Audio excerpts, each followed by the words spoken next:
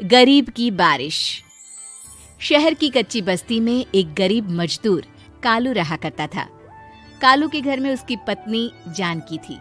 जानकी लोगों के घरों में झाड़ू पोछा करके कुछ पैसे कमा लेती थी और वहीं कालू किसी तरह मेहनत मजदूरी करके 2 वक्त की रोटी का जुगाड़ कर लेता था। कुछ दिनों से हो रही बारिश के कारण कालू की मजदूरी बंद हो गई थी। अरे जानकी, इस बार तो बरसात ने हद ही कर दी, रुकने का नाम ही नहीं ले रही। कुछ समझ में नहीं आ रहा, अगर इसी तरह काम पर नहीं गया तो 2 वक्त की रोटी का जुगाड़ कैसे होगा। अरे तुम चिंता क्यों करते हो, बारिश का क्या है, 1 आध दिन में रुक जाएगी और उसके बाद में फिर से काम शुरू हो जाएगा।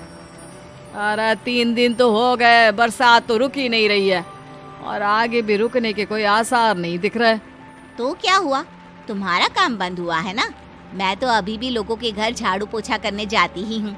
मेरे पगार से कुछ दिन तो निकल ही जाएंगे। अरे घर का खर्चा तो हम किसी तरह चला लेंगे जानकी, लेकिन ये जो छत टपक रही है इसका क्या करेंगे? ये बात तो आपकी सही है।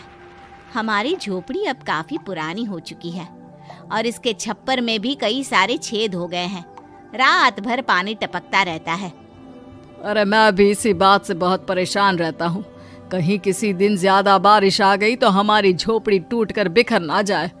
राम राम राम, ऐसी अशुभ बातें क्यों करते हो? अरे ऐसा कुछ नहीं होने वाला। ये झोपड़ी ही तो हमारा सब कुछ है। अगर यही नहीं रही तो हम जाएंगे कहाँ? ठीक है जानकी, जब तुम्हारी पगार मिल जाएगी तो कुछ पैसे बचाकर झोपड़ी के छप्पर की मरम्मत करवा लेंगे। शायद हमारी परेशानी कुछ कम हो जाए। ठीक है जी, अब ना ज्यादा परेशान मत हो। ये लो, खाना खा लो और सो जाओ। सुबह मुझे भी जल्दी काम पर जाना है।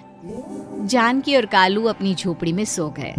रात को अचानक से बहुत तेज बारिश शुरू हो गई। धीरे धीरे बारिश का पानी कालू की बस्ती में भरने लगा।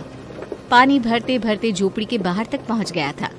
सुबह के वक्त जब कालू और जानकी सोकर उठे, हे भगवान, ये क्या हो गया? बारिश का पानी तो हमारे घरों तक पहुंच चुका है। अब मैं काम पर कैसे जाऊंगी? रहने दो जानकी, तुम आज काम पर मत जाओ। ऐसे पानी से निकल कर जाओगी और बीमार पड़ गई तो लेने के देने पड़ जाएंगे। लेकिन अगर नहीं गई तो मालकिन लोग नाराज हो जाएंगे। आप जानते हैं ना, बड़ी मुश्किल से 1 दिन की छुट्टी भी नहीं देती है। अरे लेकिन जानकी, झोपड़ी के बाहर तो पूरी बस्ती में पानी भरा है, तुम जाओगी कैसे? जानकी जैसे तैसे करके काम पर चली जाती है, लेकिन अगले दिन फिर से बहुत ज्यादा बारिश होती है और बस्ती में ज्यादा पानी भर जाता है। आज तो मैं तुम्हें किसी भी तरह काम पर नहीं जाने दूंगा। अरे अगर तुम्हें कुछ हो गया तो क्या होगा? ठीक है, तुम ठीक ही कहते हो। आज नहीं जाती। अगर मालकिन नाराज हो गई तो मना लूंगी किसी तरह। अरे मनाने वाली क्या बात है? जब तुम बताओगी कि हमारी झोपड़ी में पानी भर गया है तो वो खुद ही समझ जाएंगे ना। अगले 2 दिन तक तेज बारिश होने की वजह से जानकी, कालू और आसपास की बस्ती में रहने वाले सभी लोगों के घरों में पानी भर जाता है, जिसकी वजह से जानकी काम पर नहीं जा पाती। और 3 दिन के बाद जैसे ही जानकी काम पर पहुंचती है, कहाँ थी तुम? पिछले 3 दिनों से काम पर क्यों नहीं आई? मेम साहब, क्या बताऊं, इतनी ज्यादा बारिश हो रही थी, हमारी पूरी बस्ती में पानी भर गया है और उससे भी ज्यादा तो मेरी झोपड़ी के अंदर पानी भर गया। आप ही बताइए कैसे आती मैं? इसका मतलब ये हुआ कि बारिश होगी तो तुम काम पर नहीं आओगी? ना ना, मेरे कहने का ये मतलब नहीं था मेम साहब। तुम जानती भी हो 3 दिन से कितनी परेशानी हो रही है मुझे। सारा काम मुझे खुद करना पड़ा। माफ कर दीजिए मालकिन जी, पर मैं क्या करती, आने के लिए रास्ता ही नहीं था। सब जगह पानी भरा हुआ था।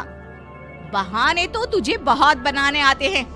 जानकी देख, अगर अगली बार ऐसा किया ना तो फिर काम से हमेशा के लिए छुट्टी। अरे ना ना मालकिन, ऐसा मत कीजिए। बारिश की वजह से मेरे पति की मजदूरी भी छूट गई है। बड़ी मुश्किल से घर में 2 वक्त खाने की रोटी का जुगाड़ हो पाता है। आप मुझे काम से निकाल देंगे तो हम क्या खाएंगे? अगर इतनी ही चिंता है तो फिर रोजाना काम पर आया करो। चलो अब जल्दी से जाकर घर का सारा काम करो। बारिश रुकने का नाम ही नहीं ले रही थी। पूरे शहर में बाढ़ जैसे हालात बन गए थे। लेकिन नौकरी जाने के डर से जानकी किसी तरह रोज काम पर जाती थी। एक दिन जब जानकी काम करके अपने घर लौट आई तो अचानक उसकी बस्ती में कुछ लोगों का शोर सुनाई दिया। अरे लगता है बाहर कुछ हुआ है, मैं जाकर देखता हूँ। हाँ, पता तो कीजिए, ये बस्ती में लोग इतना शोर क्यों कर रहे हैं? बाहर जाकर कालू ने एक आदमी से पूछा। अरे क्या हुआ भाई, इतना शोर क्यों मचा रहा है? अरे क्या बताए भैया, अपनी बस्ती के बाहर एक पुल टूट गया है और वहाँ पर एक कार फंसी है। थोड़ी देर में अगर किसी ने नहीं बचाया ना तो वो कार पानी में बह जाएगी।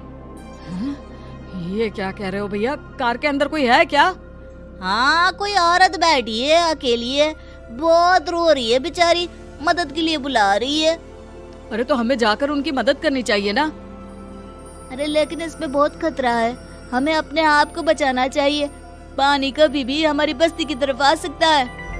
अरे तुम्हें नहीं चलना तो मत चलो, लेकिन मैं तो जाकर उस औरत की मदद जरूर करूंगा। कालू उस जगह पर पहुंचता है जहां वो औरत कार में फंसी हुई थी। वहां पर पानी का बहाव बहुत तेज था और सारा पानी कालू की बस्ती की तरफ ही आ रहा था। कालू ने एक बड़ी सी रस्सी को पेड़ से बांध दिया और दूसरे सिरे को कार की तरफ फेंक दिया और उस औरत को रस्सी के सहारे बाहर आने के लिए कहा। तभी वहां जानकी भी दौड़ती हुई आई। अरे ये तो मेरी मालकिन है, जिनके यहाँ मैं काम करने जाती हूँ। अरे मैडम जी, आप डरिएगा मत, आपको कुछ नहीं होगा। आपकी गाड़ी को भी मैंने रस्सी से बांध दिया है। थोड़ी देर में पानी का बहाव कम हो जाएगा, फिर हम आपकी कार को भी बाहर निकाल लेंगे। क्या तुम जानकी के पति हो? हाँ, जानकी मेरी ही पत्नी है, आपके यहाँ काम करती है ना। लेकिन मेम साहब, आप यहाँ पानी में कैसे फंस गई? अब क्या बताऊं, मैं अपनी सहेलियों के साथ पिकनिक पर गई थी, वहीं से लौट रही थी। अचानक पानी का बहाव तेज हो गया और मेरी गाड़ी फंस गई। अरे कोई बात नहीं मालकिन, अब ना आप बिल्कुल सुरक्षित हैं। मैं तो बहुत बुरी तरह डर गई थी, कब से मदद के लिए चिल्ला रही थी, लेकिन कोई मेरी मदद के लिए नहीं आया। भला हो तुम्हारा पति का जिसने मेरी जान बचा ली। लेकिन जानकी, मैंने तुम्हारे साथ बहुत गलत व्यवहार किया। इतने खराब मौसम और बाढ़ में भी तुम्हें काम पर आने के लिए कहा, नौकरी से निकालने की धमकी भी दी, और तुमने मेरी जान बचाई। मुझे माफ कर दो। अरे कोई बात नहीं मालकिन, आपकी जान बचाना तो हमारा धर्म था। देखो जानकी, तुम्हारी झोपड़ी में जो भी नुकसान हुआ है उसके लिए मैं तुम्हें पैसे दूंगी। आज तुम्हारे पति ने मेरी जान बचाई है और आज के बाद मैं तुम्हें कभी भी नौकरी से निकालने की धमकी नहीं दूंगी। आज मैं तुम्हारी परेशानी को अच्छी तरह समझ चुकी हूँ। हम जैसे पैसे वाले लोगों के लिए अपने घर में बैठकर बारिश का मजा लेना बहुत आसान है, लेकिन तुम गरीब लोगों के लिए बाढ़ और बारिश काफी परेशानी खड़ी कर देते हैं। ये बात मुझे आज अच्छी तरह समझ आ गई है। आपका बहुत बहुत धन्यवाद मालकिन।